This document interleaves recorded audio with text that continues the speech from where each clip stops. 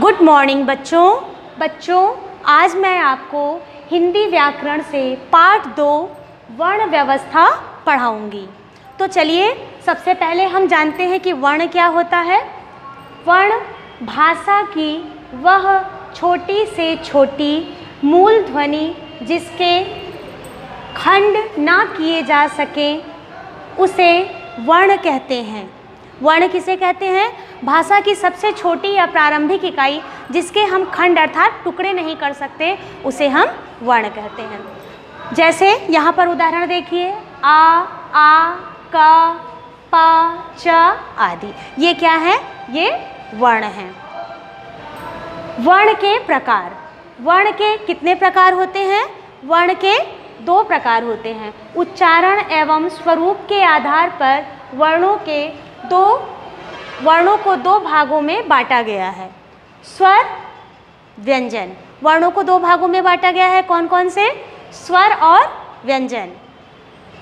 स्वर जिन वर्णों का उच्चारण स्वतंत्र रूप से होता है, यानी जिनके उच्चारण में किसी अन्य वर्ण की सहायता नहीं लेनी पड़ती, उसे स्वर कहते हैं। जैसे आ, ई। स्वर किसे कहते हैं? ऐसे वर्ण जो स्वतंत्र रूप से बोले जाते हैं। स्वतंत्र रूप से मतलब जिन वर्णों को बोलने में किसी अन्य वर्ण की सहायता नहीं लेनी पड़ती, उसे हम स्वर कहते हैं। स्वरों की संख्या कुल 11 है। आपने पढ़ा होगा स्वर आ, ई, उ, ए, ओ पढ़ा है ना। तो ये क्या है? ये स्वर हैं। स्वर के मुख्य रूप से 2 भेद होते हैं। स्वर के मुख्य रूप से 2 भेद होते हैं, ह्रस्व स्वर और दीर्घ स्वर। प्लुत स्वर भी जो होता है वो स्वर के भेद के अंतर्गत आता है, लेकिन मैंने यहाँ आपको मुख्य रूप से ह्रस्व और दीर्घ स्वर के बारे में बताया है। तो सबसे पहले ह्रस्व स्वर। जिन स्वरों के उच्चारण में सबसे कम समय लगता है उन्हें ह्रस्व स्वर कहते हैं। जैसे आ, ई, उ, री। ये कौन से? ये 4 ह्रस्व स्वरों की संख्या कितनी है? ह्रस्व स्वरों की संख्या कुल 4 है। कौन कौन से हैं? आ, ई, उ और री। ह्रस्व स्वर का से तात्पर्य है कि जिन स्वरों को उच्चारण करने में सबसे कम समय लगता है, बोलने में सबसे कम समय लगता है, उसे ह्रस्व स्वर कहते हैं। इनकी संख्या कुल 4 है। दीर्घ स्वर जिन स्वरों के उच्चारण में ह्रस्व स्वर से 2 गुना या 2 मात्राओं का समय लगता है उन्हें दीर्घ स्वर कहते हैं। जैसे आ, ई, उ, ए, ओ, औ ना। तो ये कितने हैं? ह्रस्व स्वर की संख्या 4 थी और इनकी संख्या कितनी है? 7। कुल संख्या कितनी हो गई मिला के? 11। तो स्वरों की संख्या कुल 11 है। 4 ह्रस्व स्वर हैं और 7 दीर्घ स्वर। बच्चों अब हम अयोगवाह के बारे में जानेंगे कि अयोगवाह किसे कहते हैं। अयोगवाह यानी स्वर के योग से चलने वाले वर्ण। अयोगवाह किसे कहते हैं? अयोगवाह अंग और आहा जो होता है उसे हम अयोगवाह कहते हैं। इसे अयोगवाह क्यों कहते हैं? क्योंकि यह स्वर के योग से चलने वाले वर्ण होते हैं। सबसे पहले हम अंग के बारे में जानते हैं। अंग को हम कहते हैं अनुस्वर और आहा को हम कहते हैं विसर्ग। अनुस्वार वर्ण को बोलते समय नासिका से निकलने वाली ध्वनि को अनुस्वार कहते हैं। अनुस्वार किसे कहते हैं? जब हम अनुस्वार का उच्चारण करते हैं तो जो नासिका हवा, जब भी हम वर्णों का उच्चारण करते हैं तो कहीं किसी नाक से या मुंह से हमारी जो है हवा के द्वारा ही वर्ण बाहर आते हैं। तो जब हम अनुस्वार का उच्चारण करते हैं तो हवा कहाँ से निकलती है? नासिका अर्थात हमारे नाक से। तो उसे हम अनुस्वार कहते हैं। जैसे हंस, मंगल, शंख, अंत आदि। विसर्ग आहा को क्या कहते हैं? आहा को विसर्ग कहा जाता है। यह अयोगवाह किसी भी अक्षर के सामने लगाया जाता है इसका उच्चारण हा के समान होता है। जब हम आहा का प्रयोग करते हैं किसी भी वर्ण के सामने तो इसका उच्चारण किस रूप में होता है? हा ध्वनि के रूप में होता है। जैसे नमः, प्रातः, अतः, प्रायः आदि। देखिए जब मैं इन वर्णों को बोल रही हूँ तो लास्ट में हमें हा ध्वनि सुनाई पड़ रही है। अनुनासिक, हम अनुनासिक के बारे में भी जान लेते हैं कि अनुनासिक किसे कहते हैं। तो चंद्र बिंदु, जब आप चंद्र बिंदु आपने देखा होगा तो जो चंद्र बिंदु होती है उसे हम अनुनासिक कहते हैं।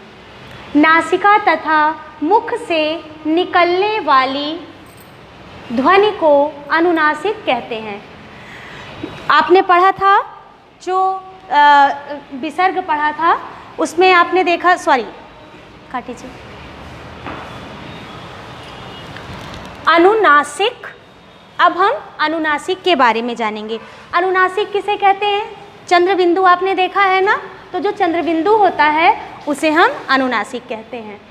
नासिका तथा मुख से निकलने वाली, हिंदी में कुल व्यंजनों की संख्या 33 है, 33 बताई गई। जैसे क, ख, च, छ, ट, प, ये क्या है? ये सारे व्यंजन हैं।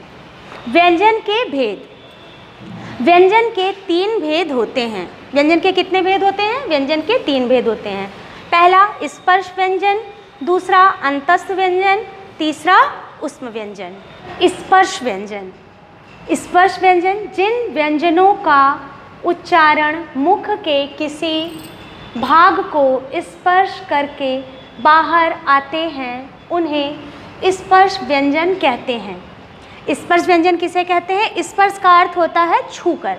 जब हम बोलते हैं तो जो हमारे मुख से हवा निकलती है वो मुख के किसी एक पर्टिकुलर एक निश्चित स्थान को स्पर्श करती है तो वो क्या कहलाते हैं? वो स्पर्श व्यंजन कहलाते हैं। स्पर्श व्यंजन कितने हैं? स्पर्श व्यंजन की संख्या कुल 25 है। का से लेकर मा तक एक वर्ण में, एक वर्ग में 5 वर्ण होते हैं। क, ख, ग, घ, अंगा 5, च, छ, ज, झ, इया, ट, ठ, ड, ढ, ण, त, थ, द, ध, न, प, फ, ब, भ, म। यहाँ तक क्या है? ये स्पर्श व्यंजन है। का से लेके मा तक जो है ये स्पर्श व्यंजन है। स्पर्श व्यंजन की संख्या कुल 25 है। अंतस्थ व्यंजन, जिन व्यंजनों का उच्चारण स्वरों और व्यंजनों के मध्य होता है उन्हें अंतस्थ व्यंजन कहते हैं। अंतस्थ व्यंजन किसे कहते हैं?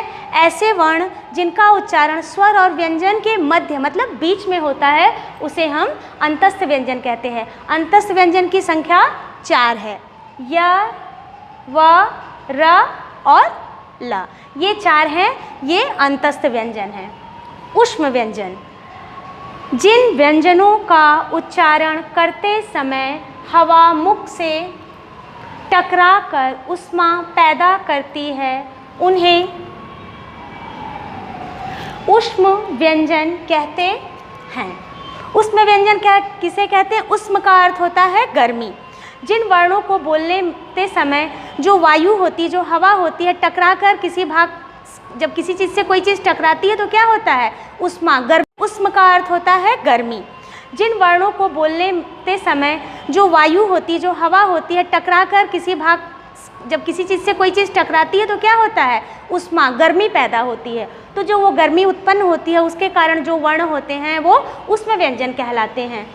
या रगड़ खाने के कारण, बोलते समय हमारी जिह्वा जो होती है रगड़ खाती है, रगड़ खाने से भी क्या होती है? घर्षण होता है और घर्षण से क्या होता है? ऊष्मा उत्पन्न होती है।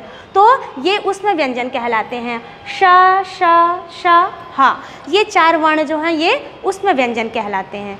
धन्यवाद बच्चों। इसके बाद इस चैप्टर से संबंधित वीडियो मैं आपको नेक्स्ट वीडियो में दूंगी।